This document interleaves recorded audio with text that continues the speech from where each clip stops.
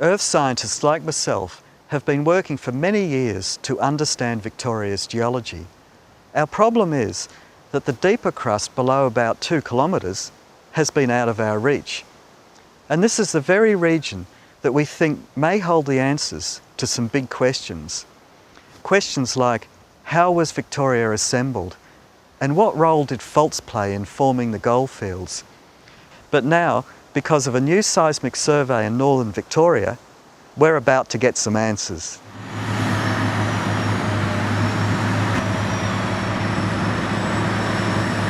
This remarkable technique uses sound waves to create an image of the Earth as far down as 60 kilometres. This seismic survey is a collaboration between government, industry and universities. The survey line is nearly 400 kilometres long, extending from Stawell to Violet Town, then north to Cobram. The line was placed near Victoria's richest gold regions, but through an area that suited the seismic method, as Ross Cayley explains. When we were designing this route, we had to take into account the geology, which is the primary aim of the survey, but also we had to design the route so it would avoid towns and avoid busy roads and also keep as straight as possible. So it was really quite a complicated task because Victoria's got a high population density and the geology is also quite complicated. The seismic method is a bit like an ultrasound, except it uses low frequency sound. The sound waves are generated by vibrator trucks.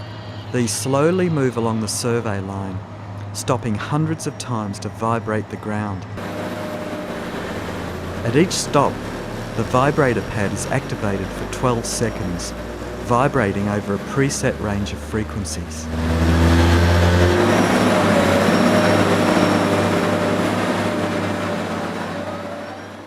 Considering the great depth the vibrations penetrate, it's amazing that it doesn't have more effect at the surface. What's amazing is that the trucks don't seem to generate a lot of energy. Standing here just about 80 metres from them, I can only feel a slight vibration. Yet this is enough energy to send waves down at least 35 kilometres, and they bounce back to the surface. And that's an incredible round trip of 70 kilometres, all in about 15 seconds. The reflections are detected at the surface by hundreds of geophones. These are spaced about 3 metres apart, spread out over a total line length of about 10 kilometres at a time. The ability of the geophone to convert the reflected energy to an electrical signal is the key to the system. Okay, here we have a cutaway of a geophone. They're basically a magnet with a coil of wire around the outside. They pick up little minute vibrations. The magnet in the coil moves around the magnet, produces a very small electrical voltage which travels down the cable into the acquisition system. And this is located in the control van. This is mission control for our operation here. Everything that's happening out there that on our line and with our vibrators is all controlled through here. At the heart of the system, computers control the timing and frequency of vibrations. The geophone signals are processed by the computer, then stored on tape for later analysis. After the survey, more extensive processing will turn the crude field plots into the final images. These will highlight different packages of rocks and major faults. This is what Earth scientists look forward to, using the images to trace surface features to much greater depths. Up until now, geologists working in this state have had to use surface mapping to infer the presence and geometry of structures at depth in the crust.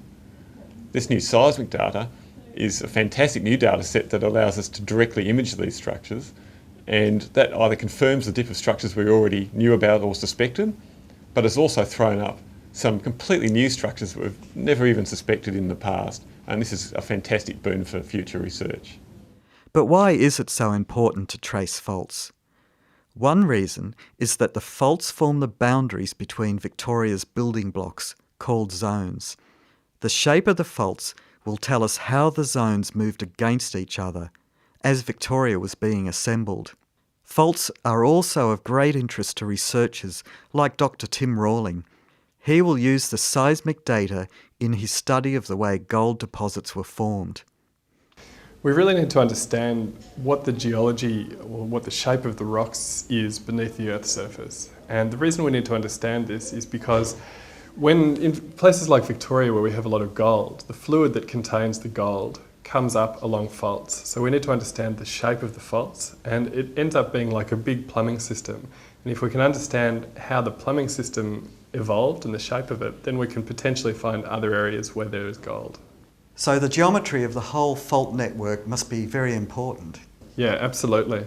And the thing that we didn't really have very good control on until now is how deep these faults go and how they interact with each other at great depths. So now we can understand these relationships down to 40 or 50 kilometres beneath the surface. Gold, dissolved in hot fluids, was channelled along the fault network. From deep in the crust, the fluids forced their way up faults and fractures, finally to be trapped at higher levels. But often in these systems you don't just want to find the biggest fault, because often you can find a very big fault which had a lot of fluid go along it, but typically the gold deposits sit on little faults that interact with that fault somehow at depth. To help his understanding of the fault systems, Tim is building a three-dimensional computer model.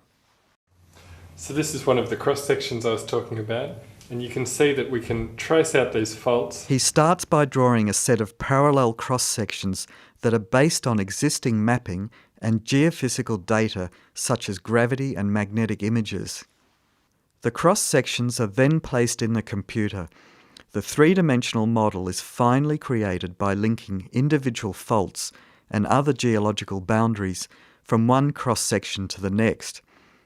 It will take about 12 months to process and interpret the raw data from the survey, but the full value of the information will continue to be realised over many years.